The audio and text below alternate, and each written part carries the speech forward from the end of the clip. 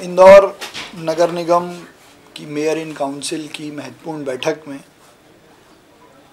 कई महत्वपूर्ण निर्णय लिए गए। विशेष रूप से दिव्यांग जन पुनर्वास हेतु सहायता राशि का प्रावधान करने के लिए नियम बनाने का निर्णय हमने लिया है, जिसके माध्यम से 40% से अधिक जो दिव्यांग हैं उन सभी को सहयोग, अनुदान और सहायता राशि के रूप में देने का प्रावधान हम अपने बजट में भी करेंगे और इसके नियम बनाकर लोगों के सहयोग के लिए, अगर हियरिंग एड्स देने हों या ट्राइसिकल देनी हो या कोई सहयोग राशि देनी हो, उसका प्रावधान इंदौर नगर निगम अपने बायलॉज बनाकर करेगा।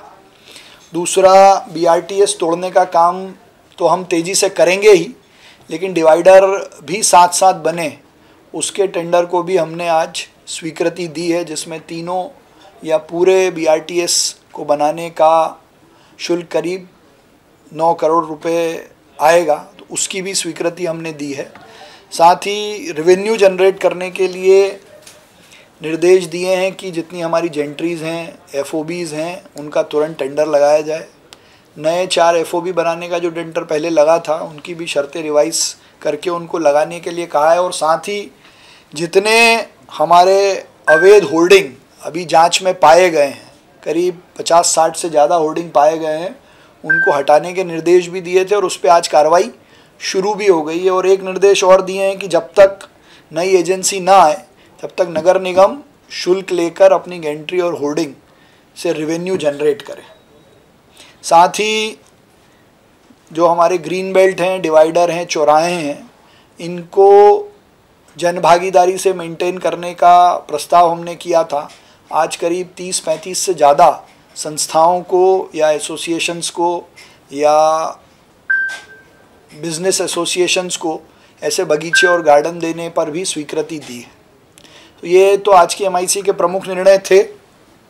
इसके अलावा बिलावली और हमारा जो फूटीकोटी ब्रिज की सर्विस रोड बननी है और इससे महत्वपूर्ण बड़ा गणपति पे जो IDA ब्रिज बना रहा है, उस दृष्टि से नगर निगम की जो पानी और ड्रेनेज की लाइनें शिफ्ट होनी है, उसके लिए जो टेंडर आया उसको भी स्वीकृति देने का काम किया है।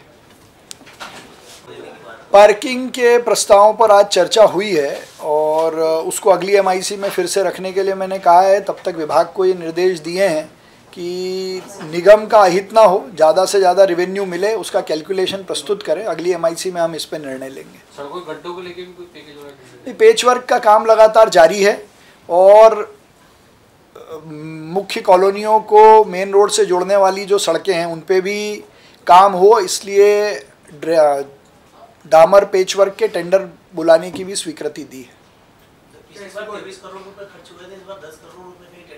पिछली बार के 23 करोड़ में से 8-10 अभी हम कर रहे हैं और अब 10 का लगा रहे हैं, इसलिए आप थोड़ा कैलकुलेशन को कंफ्यूज मत करो। तो अभी 10 और उसी 23 में से अभी 8-10 खर्चा कर चुके हैं।